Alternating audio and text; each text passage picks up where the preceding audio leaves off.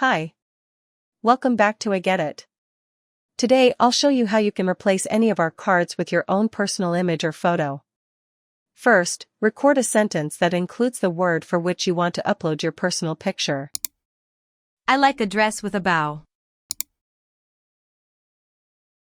Then, tap on the picture and choose one of the options, take a photo or upload an image. In this example, select a suitable illustration from your files. This illustration will be private, only you will see your uploaded image. All other users of the app will still see the default card from our image library. But for you, the word will now be displayed with your own illustration. You can find all your uploaded cards by opening the menu and going to the My Uploads section. There, you can replace your illustration with a new one, or delete the card.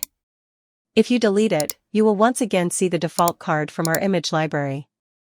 But why is it so important to first record a sentence with the word you want to replace?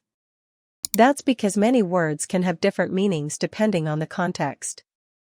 In this example, we recorded another sentence with the same word, but since it has a different meaning, the card will also display a different image. I have arrows and a bow. As you can see, in this sentence bow means something different. That's why it's very important to replace the card that matches the meaning you need.